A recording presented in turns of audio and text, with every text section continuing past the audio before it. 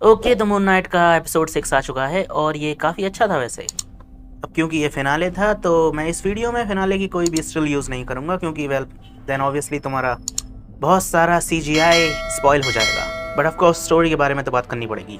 तो इस एपिसोड में हमने देखा कि कैसे मार्क स्पेक्टर अपने दिल की बात खोल के रख देता है स्टैचू बने हुए स्टीवन के सामने, और फिर दोनों के दोनों ठीक हो जाते हैं क्योंकि देवताओं को उन पर रहम आ जाता है, क्योंकि भाई दुनिया की आखिरी उम्मीद जो ठहरे वो।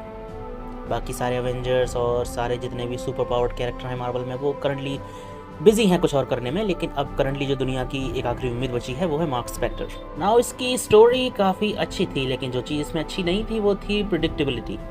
मतलब हम एपिसोड 5 देख के ही समझ चुके थे कि एपिसोड 6 में क्या होने वाला है। ये अच्छा है लेकिन ये प्रिडिक्टेबल है। सब कुछ चीज़ें वैसी की वैसी जाती हैं जैसे कि हमने प्रिडिक्ट की थी। जैसे कि हमें पता था कि खोंशू अगर पत्थर बना हुआ है तो उसे कोई सही करेगा और वो होगी लेला ऑफ कोर्स।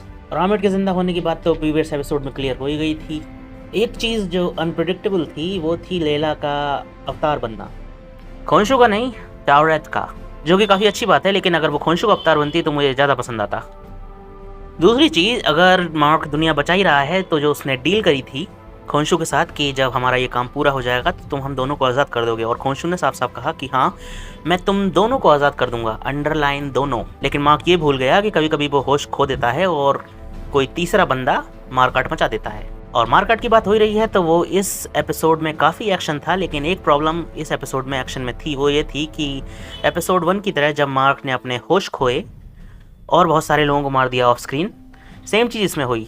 यहाँ पर जब हैरो मार्क पर हावी हो जाता है तो वो अपने होश खो देता है और ऑफ स्क्रीन बहुत सारे लोगों को मार देता है, बहुत सारा खून खराबा कर देता है, यानी कि उसकी तीसरी पर्सनैलिटी।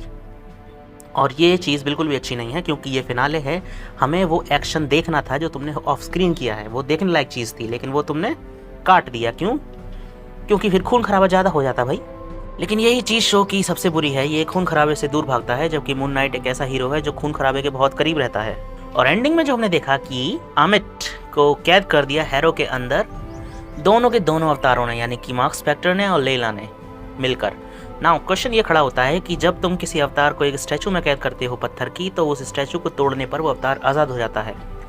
तो क्या इस सिचुएशन में अगर तुमने एक गॉड को एक इंसान के अंदर कैद किया है तो क्या उस इंसान के मरने पे वो अवतार आज़ाद हो जाएगा?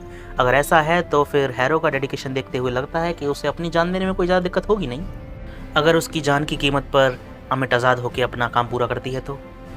स्पीकिंग ऑफ जान, एंड क्रेडिट सीन में हमें स्पेशल लुक देखने को मिलता है खोंशू का नया वाला सूट बूट में, वही सूट बूट जो स्टीवन पहनता है जब वो मून नाइट बनता है। और इस गाड़ी के अंदर, जिस गाड़ी के अंदर ये लोग बैठे हुए थे, उस गाड़ी के अंदर ये सूट पहन रखा है खोंशू ने। फिर वो हॉस्पिटल से हैरो को निकालते हैं, गाड़ी में घुसेड़ देते हैं, और यहाँ पर इंट्रोड्यूस होती है मार्क स्पेक्टर की तीसरी पर्सनैलिटी, जिसके बारे में हम पहले से ही जानते थे कि वो सारी भसड़ मचा रहा है, यानी कि जेक लॉकली। और जेक लॉकली पहला काम क्या करता है? खोंशू के कहने पे वो ख़त्म कर देता है हैरो को, क्योंकि बाकी की दो पर्सनैलिटीज़ यानी स्टीवन ने और मार्क ने तो उसे मारने से मना कर दिया था। खोंशू से कह दिया था कि अगर तुम्हें खून खराबे का लोगों को मारने का इतना ही शौक है तो अपने आप कर लो। लेकिन जेक लॉकली एक स्पेशल कैरेक्टर है क्योंकि वो खोंशू की जो जितनी भी आइडियोलॉजी है उससे पूरी की पूरी तरह से एग्री करता है।